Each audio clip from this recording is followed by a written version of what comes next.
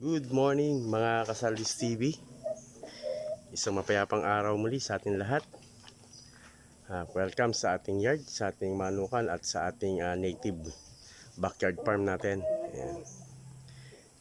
Ngayong umaga ay magkakapon tayo ng biik. At papakita ko sa inyo mga Kasaldis TV, mga ka-native farming, yung ating kakapunin. Ito yung ating mga native na kakapunin. So meron ditong 5 lalaki. So kailangan natin kapunin kasi ayaw ng mga buyer natin na merong itlog. Kasi mapanghi yun, lalo pag nag 3 months sila, pumapanghi na yan, 4 months mapanghi na. Kaya hanggat big sila, kailangan natin kapunin. At saka mismo sila rin kasi pag 3 months sila, sumasampa na sila sa mga babae dyan kahit mga kapatid nila.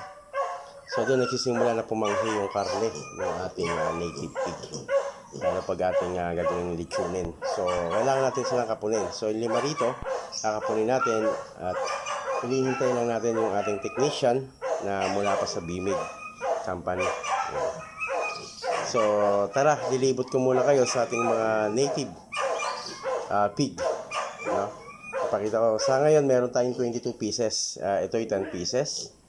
Ayan. At papakita ko pa sa inyo yung iba. Tara. Dito guys, meron tayong 5 pieces. So, medyo bumaba yung anak niya. Dating 8 to Dating 8 pieces yan.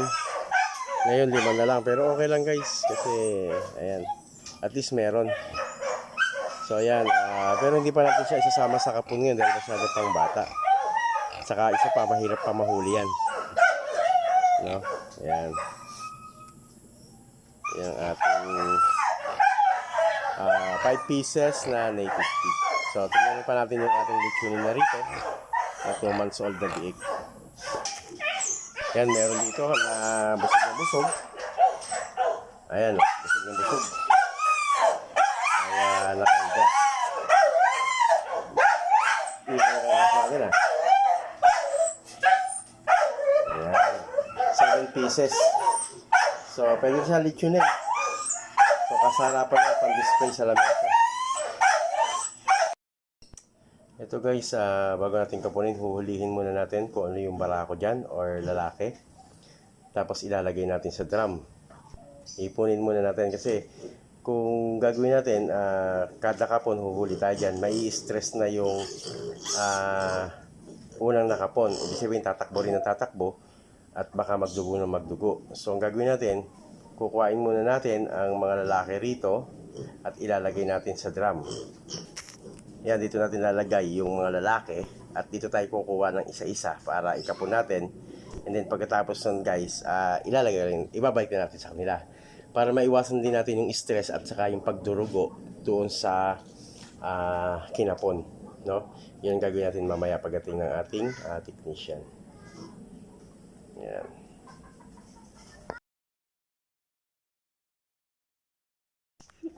Ayan na guys, so inipon na natin dyan para hindi na tayo maghahabol na maghahabol. Ayan yung mga lalaki, 5 pieces. Ayan lang. Ayan, yun, go. Tutukan mo lang siya, wag mo. Yung pakita yung mukha namin kasi baka ma-discover.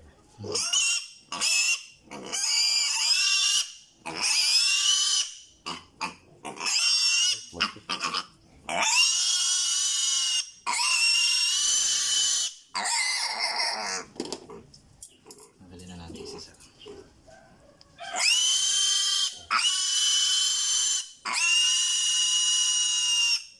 Ambang mo na yung anak ko rin.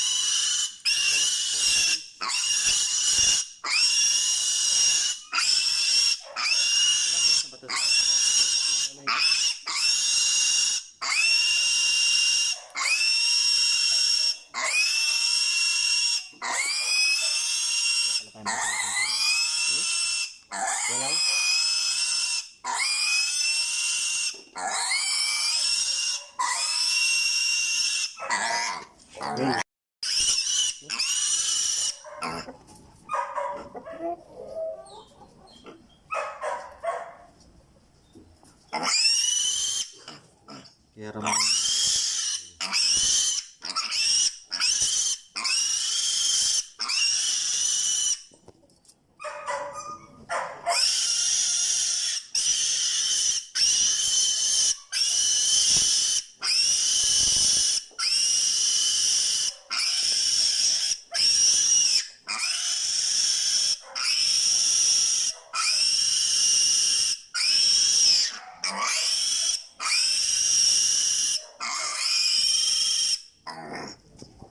Pero pag magandang edad, mas mabilis sila magpagaling.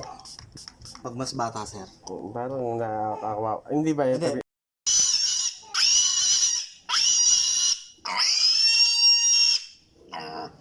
Nabakulit pa, be? Kahit ganun mabilis.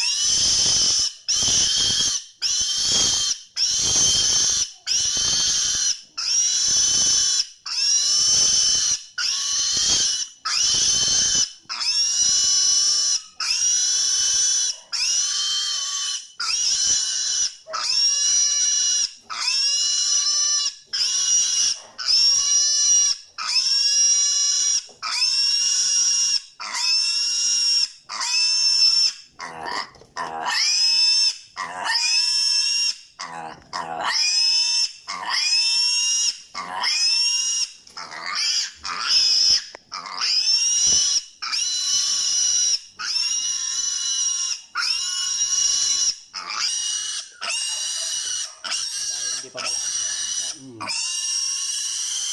Hindi pa makulong. Hindi pa talaga marunong kumain.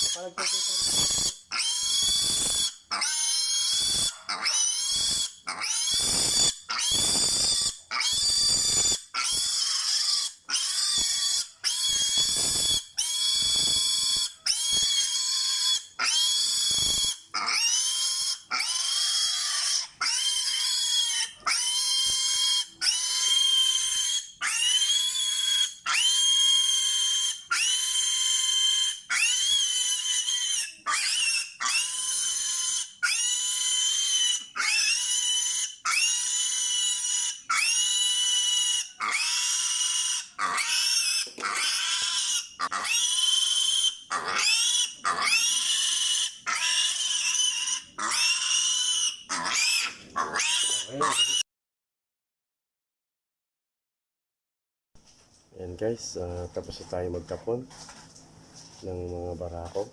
Ayan. At binibigyan natin siya merienda guys tuwing tanghali, Madre de Agua. Para mas lalong sumiksik at sumarap ang kanilang mga karne. Yan guys, sinasabit lang natin para hindi talaga magkalat-kalat o marumihan. Ayan ang mga kinapon natin, 5 pieces na lalaki. 3 to 7 days guys, okay na sila yan. Tuyo na yan. Muli guys, maraming salamat sa pagsuporta sa ating channel, Saldis TV, at mga kasyamo, mga ka-giant breeders, at mga ka-native pig farming. Muli guys, maraming salamat.